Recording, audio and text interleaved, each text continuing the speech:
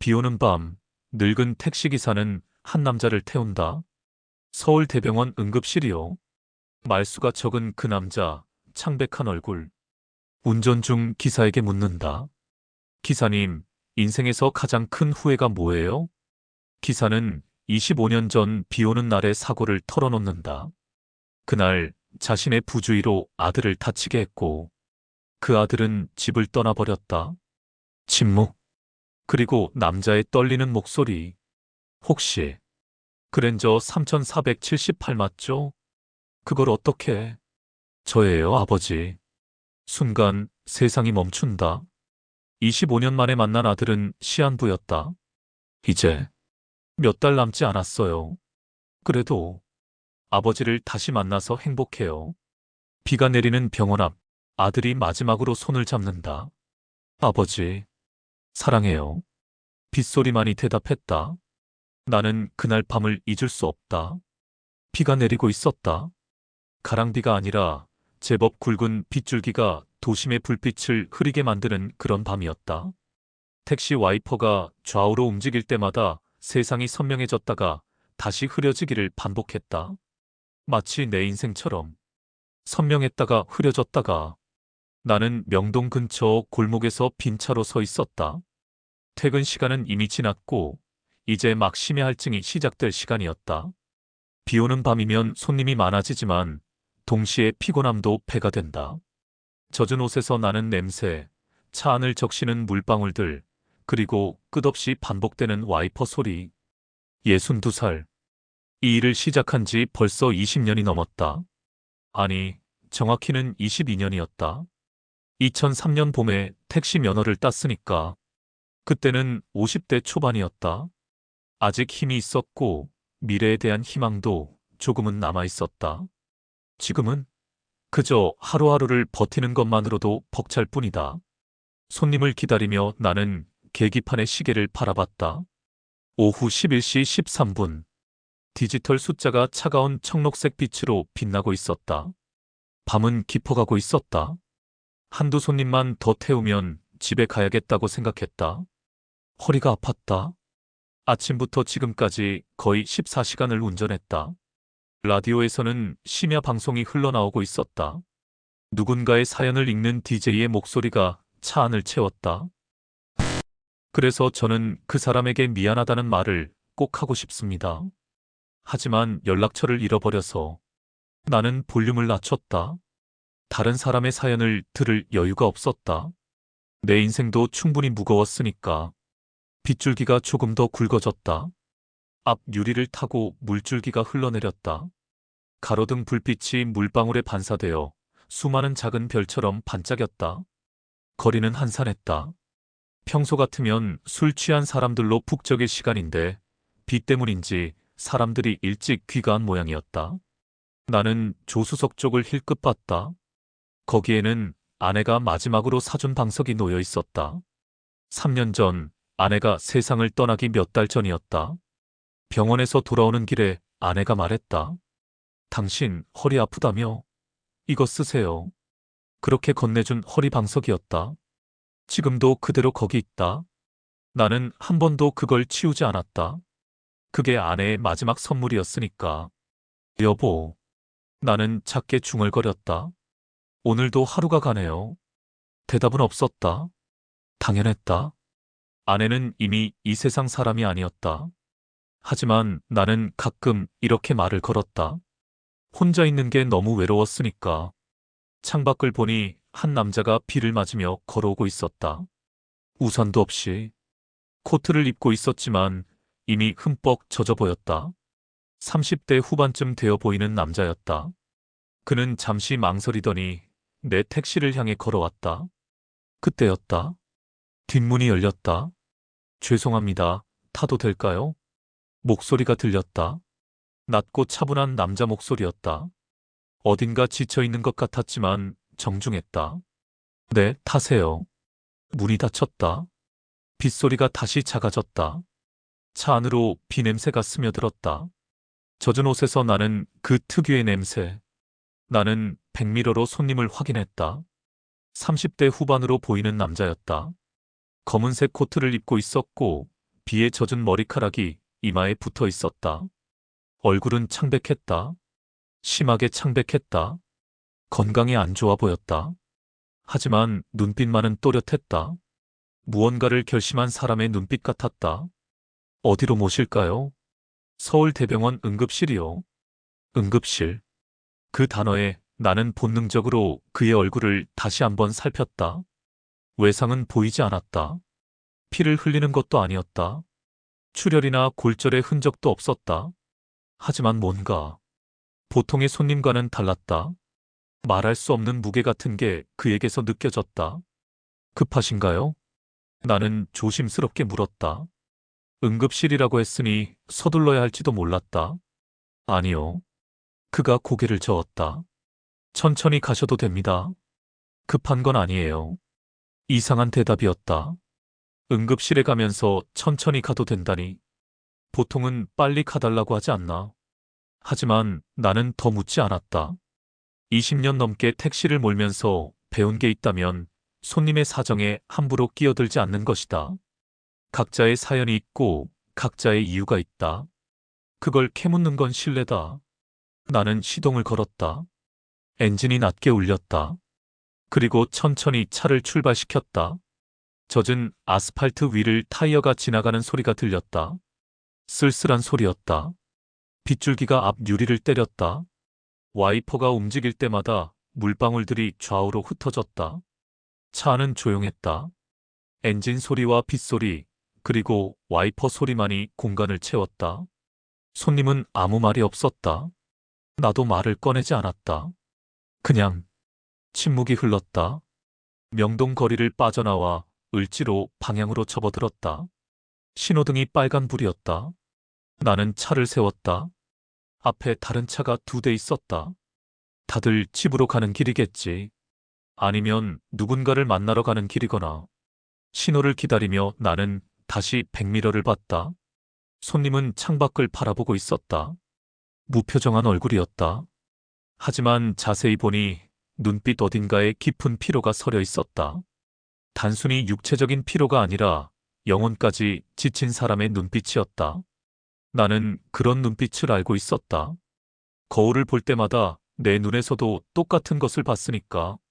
신호가 바뀌었다. 파란불. 나는 다시 차를 움직였다. 남산 터널 방향으로 향했다. 서울대병원까지는 이 시간이면 30분 정도 걸린다. 비가 와서 길이 조금 막히면 40분쯤 걸릴 수도 있다. 비가 많이 오네요. 내가 먼저 말을 꺼냈다. 침묵이 불편해서가 아니라 그저 습관적으로 나온 말이었다. 택시기사들은 대부분 이런 말로 대화를 시작한다. 날씨 이야기. 가장 무난하고 가장 안전한 주제. 네. 그가 짧게 대답했다. 예보보다 많이 오는 것 같습니다. 요즘 날씨 예보가 잘 안 맞더라고요. 그렇죠. 그리고 다시 침묵이 흘렀다. 나는 더 말을 꺼내지 않았다. 그도 말이 없었다. 그냥 그렇게 우리는 침묵 속으로 빠져들었다. 남산 터널을 지나면서 라디오에서 다음 곡이 흘러나왔다. 오래된 발라드였다. 90년대 노래. 김광석의 이등병의 편지였다. 나는 그 노래를 좋아했다. 아니, 좋아했었다. 아들과 함께 들었던 노래였으니까. 잘 있어요. 당신 나는 잘 있어요. 가사가 차 안에 울려 퍼졌다. 나는 볼륨을 조금 낮췄다. 너무 크면 손님이 불편할 수도 있으니까. 한남동 방향으로 들어섰다. 길은 비교적 한산했다. 앞에 차가 몇 대 보일 뿐이었다. 가로등 불빛이 젖은 아스팔트에 반사되어 일렁였다. 마치 거울 위를 달리는 것 같았다. 기사님. 갑자기 손님이 말을 걸었다. 나는 약간 놀랐다. 한참 동안 침묵이 흘렀기 때문이다.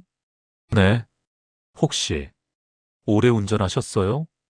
꽤 됐죠. 나는 대답했다. 한 20년쯤요. 정확히는 22년째입니다. 그럼 이 길을 정말 많이 다니셨겠네요. 뭐, 서울 구석구석 안 가본 데가 없죠. 택시 한 대로 몇만 킬로를 달렸는지 모릅니다. 그가 작게 웃었다. 쓸쓸한 웃음이었다. 기쁨이 담기지 않은 그저 형식적인 웃음. 20년이면 긴 시간이네요. 그렇죠. 나는 고개를 끄덕였다. 길다면 길고 짧다면 짧고 그런 것 같습니다.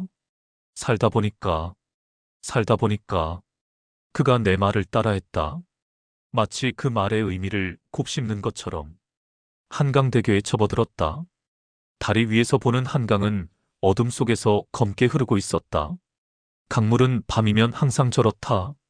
낮에는 푸르거나 회색이지만 밤이 되면 온통 검은색이 된다. 마치 세상의 모든 어둠을 빨아들이는 것처럼. 다리 위의 가로등들이 빛 속에서 희미하게 빛났다. 불빛들이 물방울에 흩어져 흐릿한 원을 그렸다. 아름다운 풍경이었다. 슬픈 아름다움이었지만. 기사님, 손님이 다시 말을 걸었다. 네, 혹시 후회하시는 거 있으세요? 갑작스러운 질문이었다. 나는 잠시 말문이 막혔다. 후회? 처음 만난 택시기사에게 이런 걸 묻다니. 후회요? 네. 그가 조용히 말했다. 인생에서 말이에요. 살면서 후회하시는 게 있으신가 해서요. 참 이상한 손님이다. 보통 손님들은 목적지까지 조용히 가거나 아니면 가벼운 잡담을 나눈다. 날씨, 교통, 정치, 경제 같은 것들. 하지만 이 사람은 다르다. 후회에 대해 묻다니. 삶의 무게에 대해 묻다니. 하지만 그의 목소리에는 아기가 없었다. 오히려 진지했다. 정말로 궁금해하는 것 같았다. 마치 자기 자신의 후회를 정리하기 위해 다른 사람의 후회를 듣고 싶어 하는 것처럼. 나는 잠시 생각했다. 후회? 내게 후회가 있는가? 물론 있다. 너무나 많다. 셀 수도 없을 만큼. 글쎄요. 나는 천천히 대답했다. 후회라. 없는 사람이 어디 있겠습니까? 살다 보면 다들 후회하는 게 하나씩은 있죠. 그렇죠. 그가 고개를 끄덕였다. 다들 그렇겠죠. 손님도 후회가 있으신가 보네요. 네. 그가 창밖을 보며 말했다. 저도 후회가 많습니다. 너무 많아서. 이제는 뭐가 뭔지도 잘 모르겠어요. 어디서부터 잘못된 건지, 어느 순간부터 꼬인 건지. 나는 백미러로 그를 다시 봤다. 그는 여전히 창밖을 보고 있었다. 거리의 불빛이 그의 얼굴을 스쳐 지나갔다. 그 순간 나는 그의 눈에서 무언가를 봤다. 깊은 슬픔. 아니, 슬픔보다 더 깊은 것. 절망에 가까운 무언가. 아직 젊으신데 무슨 후회가 그리 많으십니까? 내가 말했다. 위로하려는 의도였다. 30대면 아직 인생을 바꿀 수 있는 나이 아닌가. 나처럼 60대가 넘어서 후회하는 것과는 다르다. 젊다고 후회가 없는 건 아니잖아요. 그의 대답은 차가웠다. 하지만 화가 난 것은 아니었다. 그저 사실을 말하는 것뿐이었다. 그건 그렇죠. 나는 인정했다. 나이는 숫자일 뿐이니까요. 후회는 누구에게나 있죠. 동작 대교를 지나고 있었다. 강은 여전히 어둡게 흐르고 있었다. 비는 계속 내렸다. 그칠 기미가 보이지 않았다. 기사님은 가족이 있으세요? 또 질문이었다. 이번에는 가족. 이 사람은 대체 왜 이렇게 개인적인 걸 물어보는 걸까? 하지만 나는 화가 나지 않았다. 그의 목소리에는 절박함 같은 게 있었다. 마치 이 대화가 그에게 중요한 것처럼. 있었죠. 나는 짧게 대답했다. 있었다고요? 네, 있었습니다. 지금은요? 아내는 3년 전에 세상을 떠났습니다. 죄송합니다. 괜찮습니다. 나는 고개를 저었다. 이젠 괜찮아요. 시간이 지나니까 익숙해지더군요. 슬픔에도 익숙해지나 봅니다. 거짓말이었다. 아직도 괜찮지 않았다. 3년이 지났지만 여전히 아팠다. 집에 돌아가면 빈 공간이 나를 기다리고 있고 아내가 앉아있던 식탁의 그 자리는 여전히 비어 있다. 아내가 좋아하던 드라마가 TV에 나오면 나도 모르게 소파를 돌아본다. 하지만 거기에는 아무도 없다. 무슨 병이셨어요? 암이었습니다. 췌장암. 힘드셨겠어요. 뭐 할 수 있는 건 다 했죠. 수술도 하고 항암 치료도 받고. 하지만 나는 말을 흐렸다. 결국 안 됐습니다. 병이 너무 빨랐어요. 침묵이 흘렀다. 무거운 침묵이었다. 자식은요? 손님이 조심스럽게 물었다. 나는 핸들을 쥔 손에 힘이 들어갔다.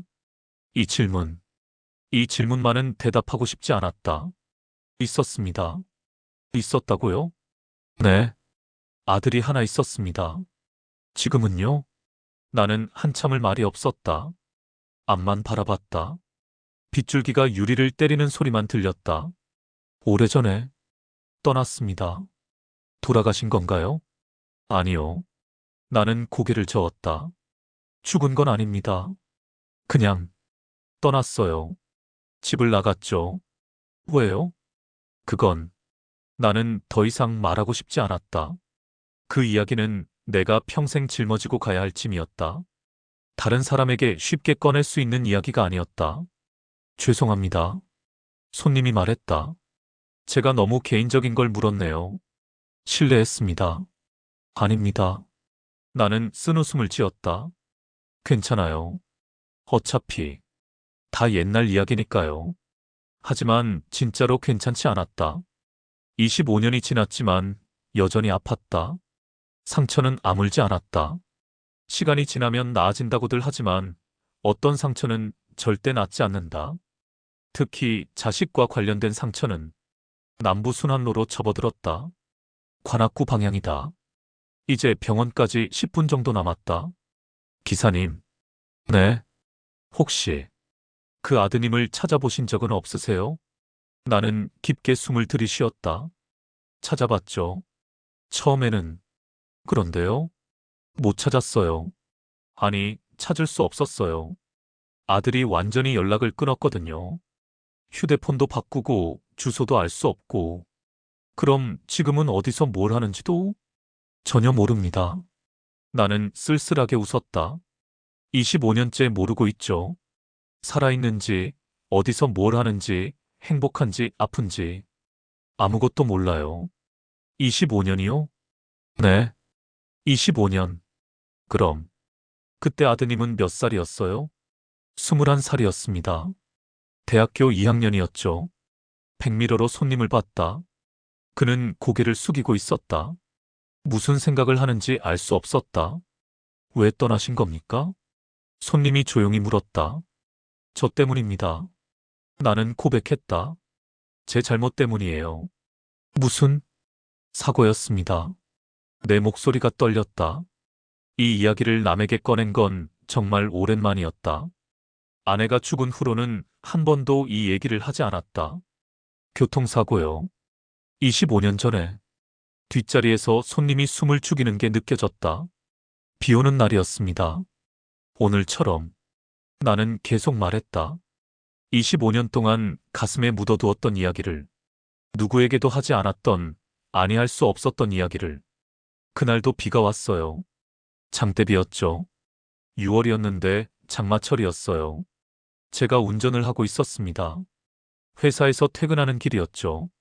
그때는 택시기사가 아니라 회사원이었어요. IT 회사에서 일했습니다.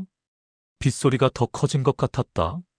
아니, 실제로 커진 게 아니라 내 귓가에 그날의 소리가 들리는 것 같았다. 아들이 조수석에 타고 있었어요. 대학교에서 돌아오는 길이었죠. 아들은 신촌에 있는 대학을 다녔거든요. 그날 제가 회사 끝나고 아들을 데리러 갔어요. 비가 많이 와서 대중교통이 불편할 것 같아서 내 손이 떨리기 시작했다. 처음에는 괜찮았어요. 조심히 운전했죠. 하지만 피곤했어요. 그날 회사에서 일이 많았거든요. 야근을 거의 일주일째 하고 있었어요. 몸이 지쳐 있었죠. 그래서 강변북로를 달리고 있었어요. 속도를 줄였어야 했는데 저는 빨리 집에 가고 싶었어요. 집에 가서 쉬고 싶었죠.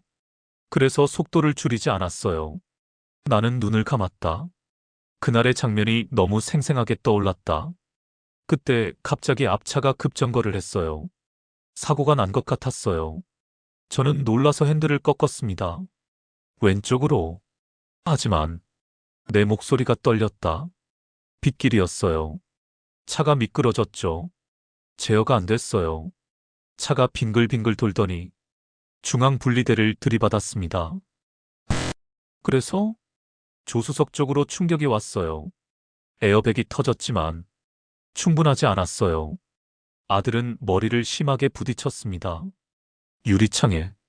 나는 잠시 말을 멈췄다. 숨이 막혔다. 그날의 기억이 너무 생생했다. 피투성이가 된 아들의 얼굴, 의식을 잃은 아들을 흔들며 울부짖던 내 모습, 구급차 사이렌 소리, 병원 복도의 차가운 바닥. 응급실로 실려갔어요. 수술을 받았습니다. 몇 시간 동안 저는 수술실 밖에서 기다렸죠. 아내도 병원으로 달려왔고, 우리는 그렇게 기다렸어요. 하느님께 빌고 또 빌고. 수술은 잘 됐어요? 목숨은 건졌죠. 하지만 나는 고개를 저었다. 후유증이 심했습니다. 뇌에 손상이 있었어요. 심각한 뇌진탕이었고 두개골에 금이 갔었어요. 기억을 많이 잃었습니다. 최근 몇 년의 기억이 날아갔죠. 그리고 오른쪽 다리도 다쳐서 걷는 것도 힘들어했어요. 재활은 했죠. 몇 달간 병원에 입원해서 재활 치료를 받았습니다. 물리치료, 언어치료, 인지치료. 할 수 있는 건 다 했어요. 돈도 엄청 들었죠. 회사를 그만둬야 했어요. 아들 간호하느라. 그 다음에는요? 나는 깊게 한숨을 쉬었다. 퇴원하고 나서 한 달쯤 지났을까요? 아들이 집을 나갔어요. 왜요? 저를 보기 싫어했으니까요. 내 목소리가 떨렸다. 자기 인생을 망친 사람을 매일 아버지 얼굴을 보는 게 고통이었을 겁니다. 아들은 꿈이 많았어요. 음악을 하고 싶어 했죠. 기타를 잘 쳤어요. 친구들과 밴드도 만들었었고, 대학 축제에서 공연도 했었어요. 그런데 나는 고개를 저었다. 사고 후에는 기타를 칠 수 없었어요. 손도 다쳐서요. 오른손 손가락에 감각이 많이 떨어졌거든요. 꿈이 무너진 거죠. 21살의 청년이 꿈을 잃어버린 거예요. 그래서 집을 나간 거군요. 네. 어느 날 아침에 일어나 보니 아들이 없더라고요. 짐도 다 챙겨서 나갔어요. 쪽지 하나만 남기고요. 뭐라고 적혀 있었어요? 미안합니다. 아버지를 용서할 수 없습니다. 찾지 마세요. 그게 전부였어요. 침묵이 흘렀다. 길고 무거운 침묵이었다. 그 후로는요? 손님이 조심스럽게 물었다. 연락이 끊겼습니다. 완전히. 휴대폰도 꺼져 있었고 친구들한테 물어봐도 아무도 몰랐어요. 아들은 흔적도 없이 사라졌습니다. 찾아보셨겠죠? 처음에는 미친 듯이 찾았죠. 경찰에도 신고하고 실종자 찾기 단체에도 연락하고 아들 친구들을 다 찾아다니고. 하지만 아무 소용 없었어요. 아들은 완전히 자취를 감췄어요. 그럼 지금까지 한 번도요. 25년 동안 단 한 번도 만나지 못했습니다. 나는 쓴웃음을 지었다. 아내는 계속 아들을 찾으려고 했어요. 죽는 날까지도 아들 이름을 부르면서 죽었죠.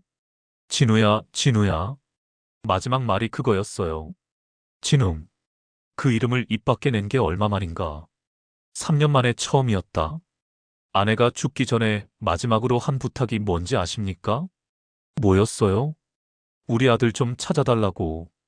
한 번만이라도 보고 싶다고. 죽기 전에 아들 얼굴을 보고 싶다고.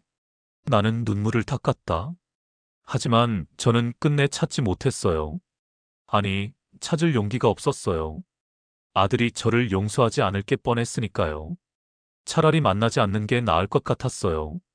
그래서 아내는 아들을 보지 못하고 세상을 떠났습니다. 그게 제 인생 최대의 죄입니다. 아들을 다치게 한 것, 아들과 헤어진 것, 그리고 아내의 마지막 소원도 들어주지 못한 것. 차는 이제 병원 근처에 도착해 있었다. 큰 건물들이 빛 속에서 흐릿하게 보였다. 서울대병원의 간판이 보였다. 그게 제 이야기입니다. 나는 고백을 마쳤다. 제 인생 최대의 후회, 아니, 후회보다 더한 거죠. 최대의 죄. 뒷자리가 조용했다. 너무 조용했다. 손님이 아무 말도 하지 않았다. 손님? 나는 백미러를 봤다. 손님은 울고 있었다. 두 손으로 얼굴을 가리고 어깨를 떨며 울고 있었다. 손님, 괜찮으세요? 내가 놀라 물었다. 제 이야기 때문에 기분이 상하신 겁니까? 죄송합니다. 제가 너무 무거운 얘기를. 아니에요. 그가 떨리는 목소리로 말했다. 아니에요, 기사님. 그럼 왜? 기사님. 그가 천천히 손을 내렸다. 얼굴이 눈물로 범벅이 되어 있었다. 혹시 25년 전에 타시던 차가 무슨 차였어요? 네. 나는 당황했다. 갑자기 그게 무슨 질문인가? 차 종류? 그건 왜? 말씀해 주세요. 제발. 그의 목소리에 절박함이 묻어났다. 그랜저였어요. 검은색 그랜저. 번호판 끝자리가 3478이었나요? 나는 얼어붙었다. 순간 세상이 멈춘 것 같았다. 어떻게? 그걸? 그날이 6월 15일이었죠? 맞습니다. 하지만 어떻게? 사고 시간이 오후 7시 30분쯤이었고요. 누구십니까?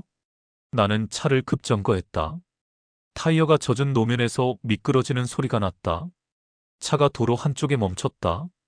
당신은 대체 누구십니까? 나는 거의 소리쳤다. 손님이 천천히 고개를 들었다. 눈물이 흘러내리는 얼굴로 나를 바라봤다. 저예요, 아버지. 세상이 무너졌다. 뭐라고요? 저예요. 김진웅. 아버지 아들. 진웅. 그 이름.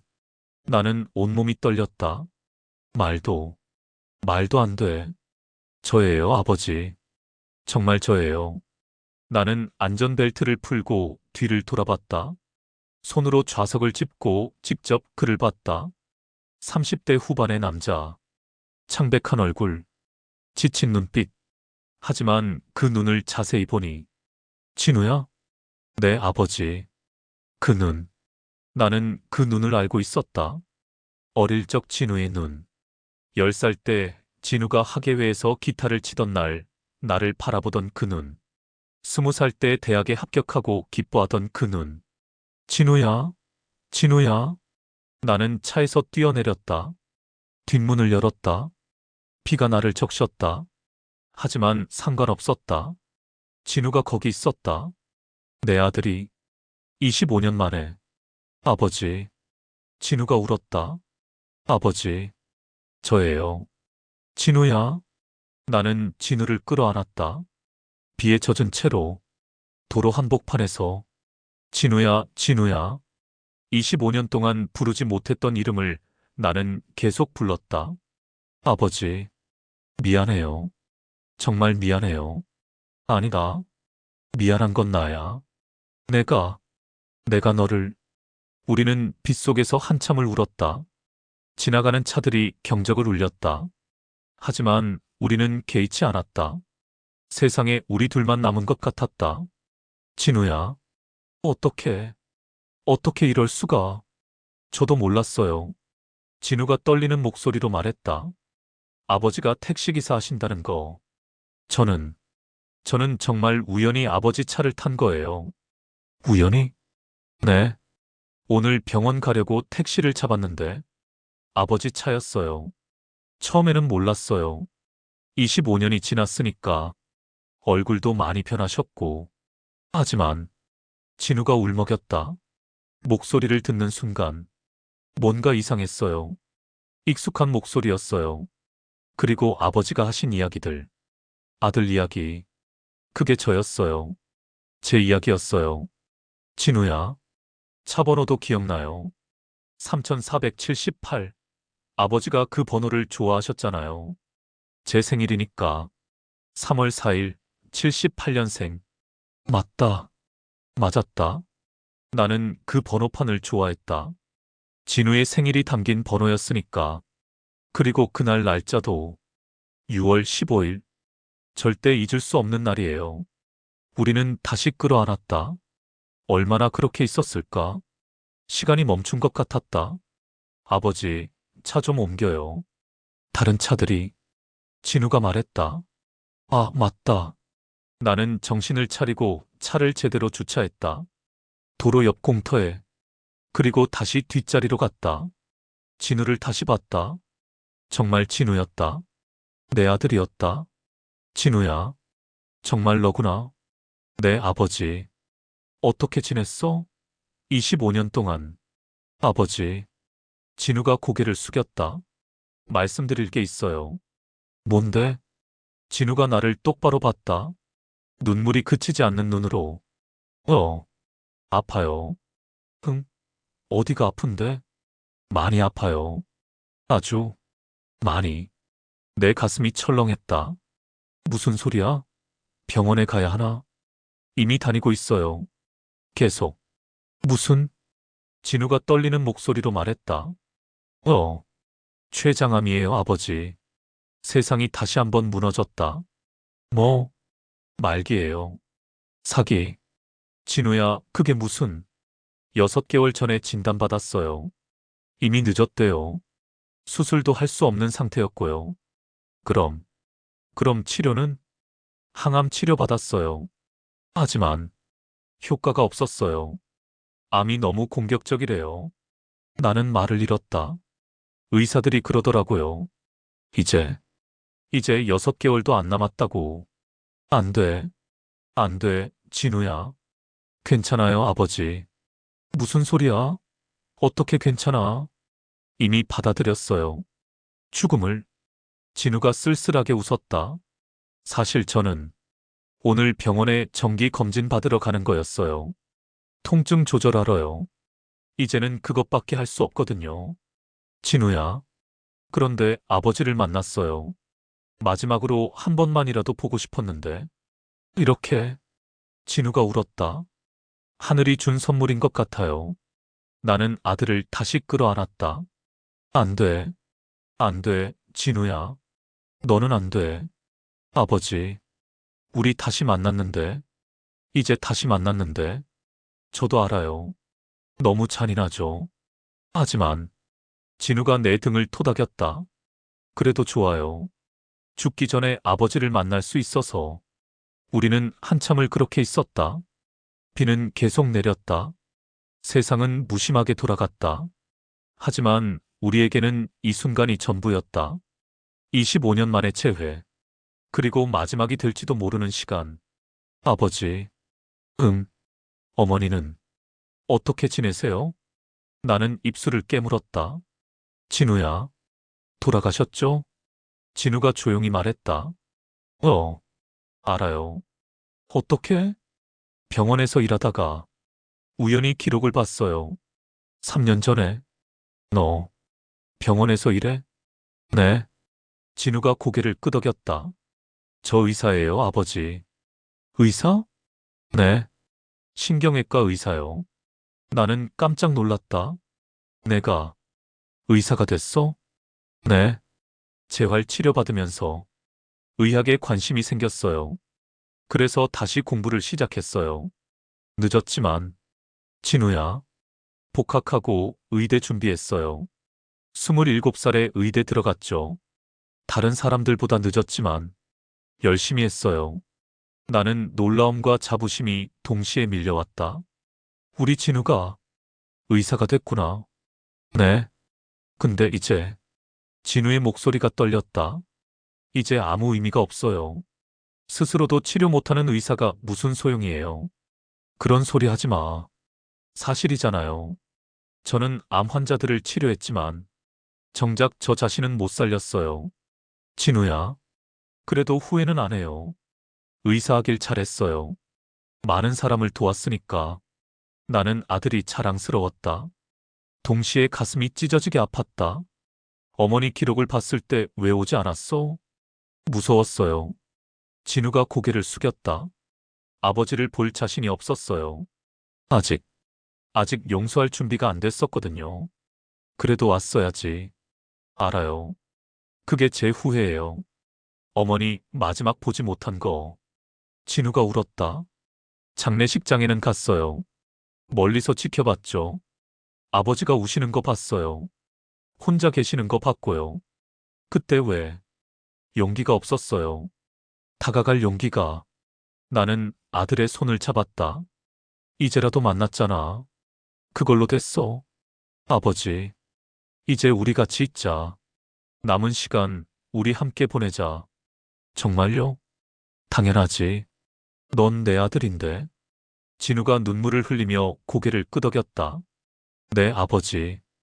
우리는 한참을 그렇게 차 안에 앉아 있었다. 비는 여전히 내리고 있었다. 하지만 이제는 슬픈 비가 아니었다. 기적의 비였다. 25년 만에 우리를 다시 만나게 해준 아버지, 병원은 안 가도 돼요. 오늘은 집으로 가자. 네. 나는 시동을 걸었다.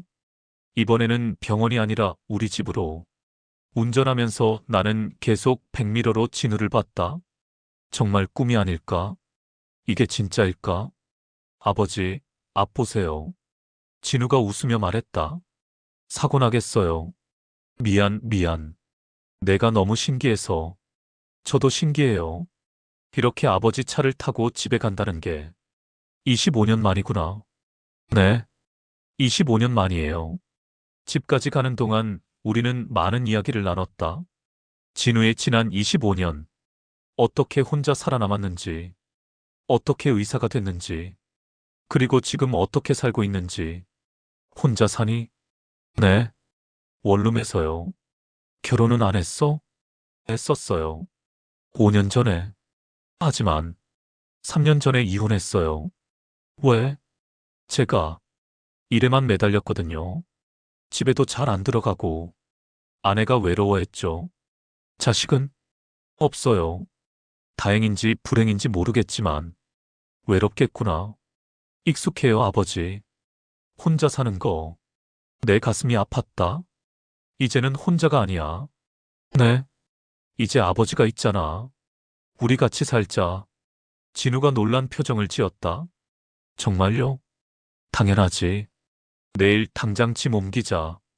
하지만 얼마 못 있을 텐데. 상관없어. 하루라도 한 시간이라도 같이 있고 싶어. 진우가 울먹였다. 고마워요, 아버지. 뭘? 당연한 건데.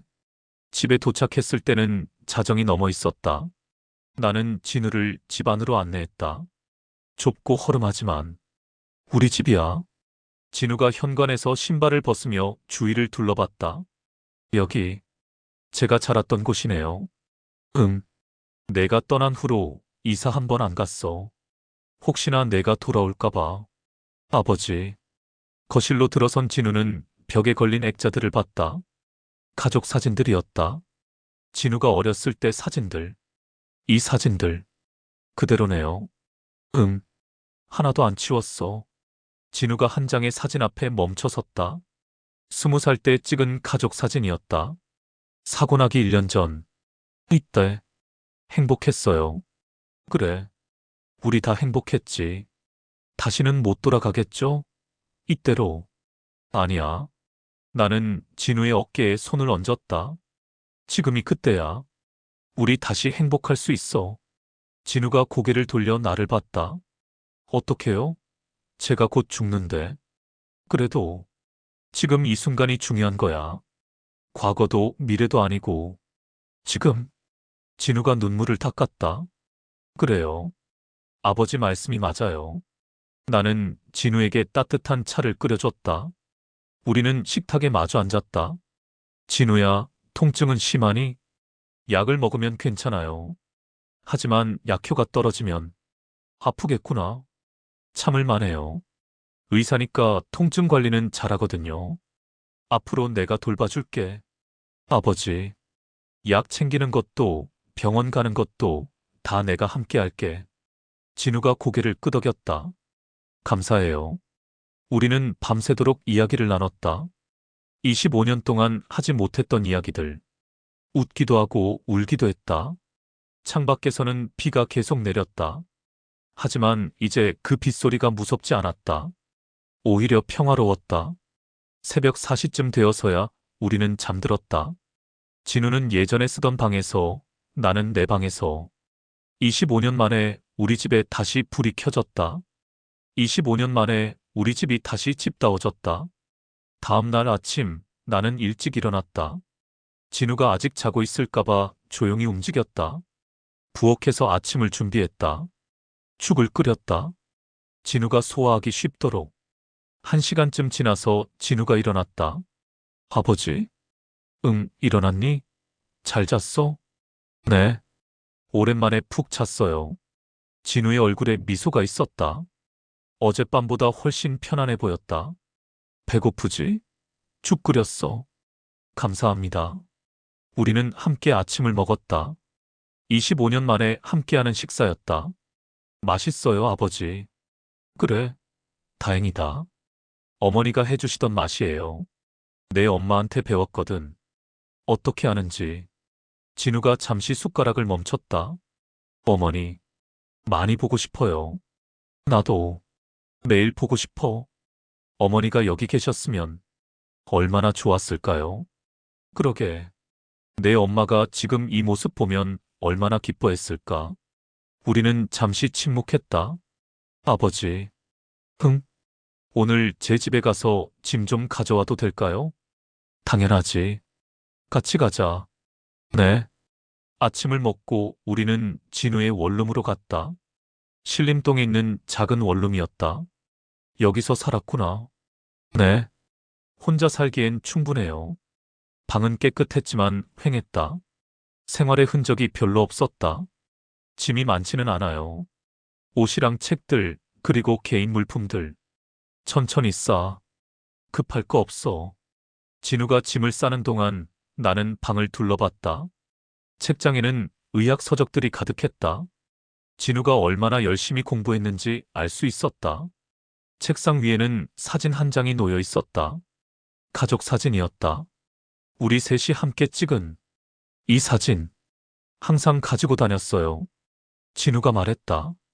아버지와 어머니를 잊고 싶었지만 잊을 수 없었거든요. 나는 가슴이 뭉클했다. 짐을 다 싸고 우리는 집으로 돌아왔다. 진우의 방을 정리했다. 25년 동안 그대로였던 방을. 책상도 그대로네요. 응.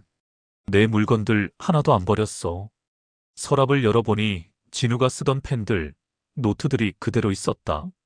추억이네요. 그치? 너 이 펜으로 작곡도 했었잖아. 맞아요. 이 펜으로 첫 곡을 썼었는데. 진우가 펜을 만지작거렸다. 지금은 쓸 수 없지만 괜찮아. 마음으로 쓰면 되지. 그날부터 진우는 나와 함께 살기 시작했다. 나는 택시 일을 줄였다. 하루에 몇 시간만 운전하고 나머지 시간은 진우와 함께 보냈다. 진우는 일주일에 2번 병원에 갔다. 나는 항상 함께 갔다. 아버지, 안에서 기다리셔도 돼요. 싫어. 같이 들어갈 거야. 하지만 아들이 아픈데 아버지가 밖에서 기다릴 수는 없지. 진우가 씁쓸하게 웃었다. 알겠어요. 진료실에서 의사가 말했다. 상태가 좋지 않습니다. 암이 계속 진행되고 있어요. 얼마나 남았나요? 진우가 담담하게 물었다. 글쎄요. 3개월에서 4개월 정도? 나는 주먹을 불끈 쥐었다. 더 이상 방법이 없습니까? 죄송합니다. 통증 관리만 할 수 있습니다. 집에 돌아오는 길에 진우가 말했다. 아버지, 괜찮아요. 뭐가 괜찮아? 이미 알고 있었어요. 시한부라는 거. 그래도 오히려 다행이에요. 아버지와 함께 있을 수 있는 시간이 몇 달이라도 있다는 게. 나는 아무 말도 할 수 없었다. 그날 밤 나는 진우 몰래 울었다. 화장실에서 소리 죽여서 내 아들을 다시 잃어야 한다는 게 너무 억울하고 슬펐다. 하지만 진우 앞에서는 울지 않으려고 했다. 강해져야 했다. 시간이 흘렀다. 1달이 지나고 2달이 지났다. 진우의 상태는 점점 나빠졌다. 처음에는 걸을 수 있었지만 점점 힘들어했다. 아버지, 부축해주세요. 그래, 천천히. 밥도 잘 못 먹었다. 한 숟가락만 더. 배불러요. 조금만. 힘내야지. 하지만 진우는 토했다. 자주 토했다. 밤에는 통증 때문에 잠을 못 잤다. 아파. 너무 아파. 진통제 먹자. 흥, 이미 먹었어요. 그럼 병원에 가자. 싫어요. 집에 있고 싶어요. 나는 진우를 안아줬다. 등을 토닥이며 괜찮다고 곧 나아질 거라고 거짓말을 했다. 그렇게 밤을 버텼다. 어느 날 진우가 말했다. 아버지, 바다 보러 갈래요? 바다? 네. 어렸을 때 아버지랑 갔었잖아요. 동해 바다로. 그래, 갔었지. 다시 가고 싶어요. 마지막으로. 마지막이라는 말에 가슴이 찢어졌지만 나는 웃으며 대답했다. 그래, 가자.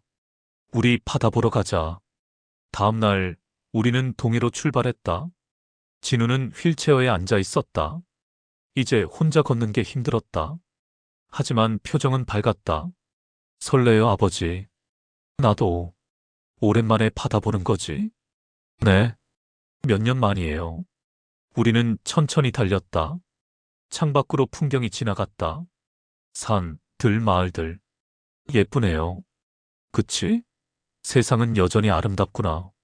네, 아름다워요. 동해에 도착한 것은 오후였다. 바다가 보였다. 푸른 바다. 와, 진우가 감탄했다. 정말 아름답다. 우리는 해변에 갔다. 모래사장에 휠체어는 갈 수 없어서 내가 진우를 업었다. 아버지, 무거워요. 아니야, 전혀. 사실 무거웠다. 하지만 상관없었다. 나는 진우를 업고 파도가 닿는 곳까지 갔다. 물이 차가워요. 그치? 파도가 우리 발을 적셨다. 차가운 바닷물. 하지만 기분이 좋았다. 아버지. 응. 저 여기 묻어주세요. 응. 제가 죽으면 여기 바다가 보이는 곳에 묻어주세요. 진우야. 약속해주세요. 알았어. 감사합니다. 우리는 해변에 앉아 한참을 바다를 봤다. 해가 지고 있었다. 노을이 바다를 붉게 물들였다. 아름답네요. 그래. 아버지, 사랑해요. 나도 사랑한다, 진우야. 우리는 손을 잡았다. 그렇게 노을을 봤다. 그날 밤, 우리는 근처 모텔에서 잤다. 진우는 많이 아파했다. 아버지, 약, 여기 있어. 물이랑 같이 먹어. 약을 먹고 진우는 잠들었다. 나는 진우 옆에 앉아 밤을 샜다. 혹시 진우가 필요로 할까봐. 다음 날 아침 우리는 다시 바다를 봤다. 그리고 서울로 돌아왔다. 3개월째가 되었을 때 진우는 더 이상 침대에서 일어날 수 없었다. 아버지, 응, 여기 있어. 물 좀. 그래. 나는 물을 떠다 진우의 입에 대줬다. 진우는 조금 마시고는 고개를 돌렸다. 이제 힘들어요. 조금만 힘내. 흥. 하지만 진우는 점점 약해졌다. 의사가 말했다. 이제 며칠 남지 않은 것 같습니다. 며칠이요? 네. 길어야 일주일. 나는 무너질 것 같았다. 집에 돌아와서 진우에게 말했다. 진우야. 네. 아버지가 미안하다. 왜요? 너를 지켜주지 못해서, 건강하게 살게 해주지 못해서. 아니에요. 진우가 힘없이 손을 들어 내 손을 잡았다. 아버지 잘못 아니에요. 하지만, 행복했어요. 아버지와 함께한 이 시간들. 진우야, 후회 없어요. 정말. 나는 울었다. 사랑한다, 진우야. 정말 사랑한다. 저도 사랑해요. 아버지. 그날 밤 진우의 상태가 급격히 나빠졌다. 아버지, 아버지. 응, 여기 있어. 손 잡아주세요. 그래, 잡고 있어. 진우의 손은 차가웠다. 아버지, 무섭지 않아요. 그래, 네. 아버지가 옆에 있으니까요. 진우야, 놓지 않을게. 계속 잡고 있을게. 감사해요. 모든 게. 나도 고맙다, 진우야. 너를 다시 만날 수 있어서. 진우가 미소 지었다. 약한 미소였지만 분명한 미소였다. 아버지, 응, 제가 떠나도 슬퍼하지 마세요. 알았어. 저는 이제 편해질 거예요. 그래, 어머니도 만날 수 있겠죠? 물론이지. 내 엄마가 기다리고 있을 거야. 좋겠다. 진우의 숨이 점점 약해졌다. 아버지, 사랑해요. 나도 사랑한다, 아들아. 그동안 행복했어요. 나도. 진우의 눈이 천천히 감겼다. 아버지, 응, 진우야. 응, 감사했어요. 그리고 진우의 숨이 멈췄다. 진우야? 대답이 없었다. 진우야? 진우야? 나는 진우를 흔들었다. 하지만 진우는 움직이지 않았다. 안 돼. 안 돼, 진우야. 나는 진우를 꼭 안았다. 깨어나. 제발. 하지만 진우는 이미 떠났다. 영원히. 진우야. 진우야. 나는 밤새도록 울었다. 아들을 안고 밤새도록. 장례는 조용히 치러졌다. 진우의 친구 몇 명과 병원 동료들이 왔다. 좋은 의사였어요. 좋은 친구였고요. 진우가 이렇게 아픈 줄 몰랐어요. 아무한테도 말 안 했거든요. 모두들 눈물을 흘렸다. 나도 울었다. 하지만 이제는 다른 눈물이었다. 슬픔만의 눈물이 아니라 감사함도 섞인 눈물. 3개월이라도 함께 있을 수 있어서, 마지막을 함께 할 수 있어서. 진우의 유골은 동해 바다가 보이는 곳에 묻었다. 진우가 원했던 곳이었다. 진우야, 여기서 편히 쉬어라. 나는 무덤 앞에 앉아 한참을 있었다. 미안하다. 더 일찍 찾지 못해서. 하지만 바람이 불었다. 마지막에 함께 있을 수 있어서 아버지는 행복했다. 정말, 정말 행복했어. 파도 소리가 들렸다. 사랑한다, 아들아. 아버지가 정말 많이 사랑한다. 나는 천천히 일어났다. 다음에 또 올게. 그리고 돌아섰다. 집으로 돌아가는 길. 차 안은 텅 비어 있었다. 조수석도 뒷자리도. 하지만 진우가 있는 것 같았다. 함께 있는 것 같았다. 그 후로 나는 다시 택시를 몰기 시작했다. 이번에는 일이 아니라 그냥 움직이고 싶어서였다. 비 오는 날이면 특히 그랬다. 어느 날 밤 또 비가 내렸다. 나는 명동 근처 골목에 차를 세웠다. 25년 전, 그리고 4개월 전에 진우를 태웠던 그 자리였다. 시계를 봤다. 오후 11시 13분. 똑같은 시간이었다. 비가 차창을 두드렸다. 나는 조수석을 봤다. 아내가 사준 방석이 있었다. 뒷자리를 봤다. 텅 비어 있었다. 진우야. 나는 중얼거렸다. 아버지 여기 있다. 빗소리만이 대답했다. 나는 눈을 감았다. 그리고 그날 밤의 기억을 떠올렸다. 진우와 나눈 대화들. 진우의 웃음. 진우의 눈물. 마지막 사랑해요라는 말. 나는 미소 지었다. 아들아. 바람이 불었다. 아버지도 곧 갈게. 조금만 기다려.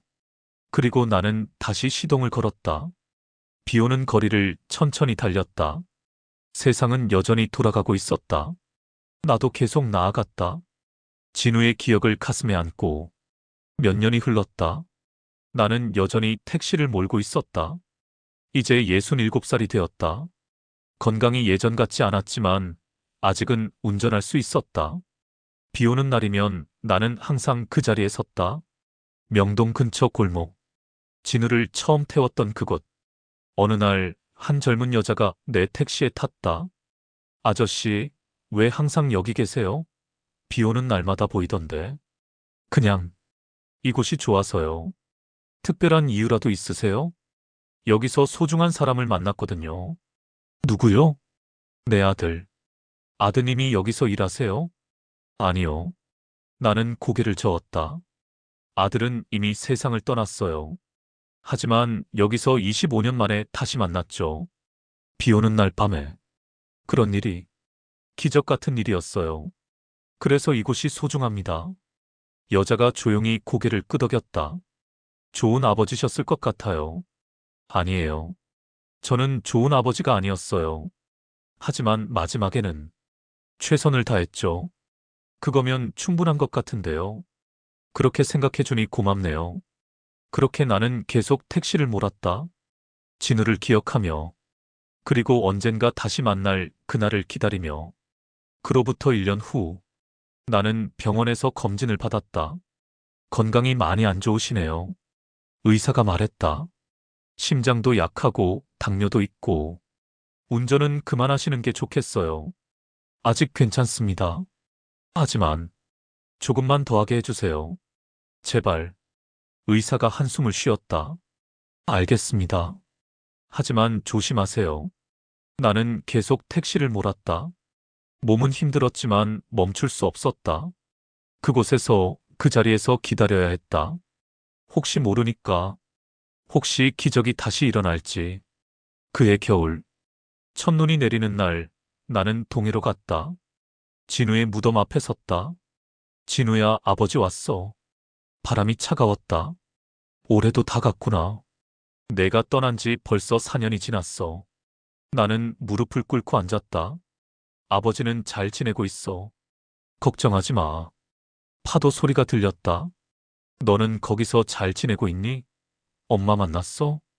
눈이 내리기 시작했다. 엄마한테 아버지가 잘 지내고 있다고 전해줘. 그리고 나는 잠시 말을 멈췄다. 곧 갈 거라고. 아버지도 이제 지쳤어. 눈송이가 무덤 위에 쌓였다. 사랑한다, 진우야. 아버지가 정말 많이 사랑한다. 나는 한참을 그곳에 앉아 있었다. 날이 어두워졌다. 천천히 일어났다. 다음에 또 올게. 돌아서려는데 어지러웠다. 몸이 휘청거렸다. 나는 쓰러졌다. 눈 위에, 차가운 눈 위에 하늘이 보였다. 눈이 내리고 있었다. 아름다웠다. 진우야. 내 목소리가 작아졌다. 아버지, 지금 가도 될까? 눈이 계속 내렸다. 고마웠어. 아들아. 나는 천천히 눈을 감았다. 숨이 멈췄다. 그리고 나는 눈을 떴다. 하지만 이번에는 달랐다. 몸이 가벼웠다. 통증이 없었다. 아버지. 목소리가 들렸다. 익숙한 목소리. 나는 고개를 돌렸다. 거기 진우가 서 있었다. 건강한 모습으로 환한 미소를 지으며. 진우야. 내 아버지. 나는 진우에게 달려갔다. 꼭 끌어안았다. 진우야, 진우야. 기다렸어요, 아버지. 미안하다. 늦었구나. 아니에요. 딱 맞게 오셨어요. 우리는 한참을 안고 있었다. 진우야. 네. 엄마는? 진우가 뒤를 가리켰다. 거기 아내가 서 있었다. 젊은 모습으로 아름다운 미소를 지으며. 여보. 당신. 우리는 서로를 바라봤다. 오래 기다렸어요. 미안해. 아내가 웃었다. 이제 함께 있을 수 있네요. 영원히. 나는 아내와 진우를 바라봤다. 내 가족. 내가 사랑했던 사람들. 그래. 이제 영원히. 우리는 함께 걸었다. 빛이 가득한 곳을 향해. 뒤를 돌아보니 바다가 보였다. 아름다운 동해 바다. 파도가 일렁이고 햇살이 반짝였다. 그리고 그 해변에 낡은 택시 한 대가 서 있었다. 비 오는 날의 택시. 나의 택시. 나는 미소 지었다. 잘 있어. 나는 중얼거렸다. 고마웠어. 모든 게. 그리고 우리는 빛 속으로 사라졌다. 함께. 영원히. 그날 이후 명동 근처 골목에는 더 이상 그 택시가 서 있지 않았다. 비 오는 날에 택시기사는 떠났다. 그를 기억하는 사람은 많지 않았다. 하지만 몇몇 사람들은 기억한다. 비가 올 때마다 같은 자리에 서 있던 늙은 기사를. 그가 무엇을 기다렸는지, 무슨 사연이 있었는지는 아무도 모른다. 하지만 어떤 사람들은 말한다. 비 오는 밤, 그 골목을 지나가면 가끔 택시 소리가 들린다고. 엔진 소리와 함께 두 남자의 웃음소리가 들린다고. 아버지와 아들의, 그리고 한 여자의 웃음소리도. 세 사람이 함께 행복해하는 소리가. 그들은 이제 함께 있다. 영원히. 비 오는 날마다 그들의 이야기는 계속된다. 사랑의 이야기, 용서의 이야기, 재회의 이야기, 그리고 영원한 가족의 이야기.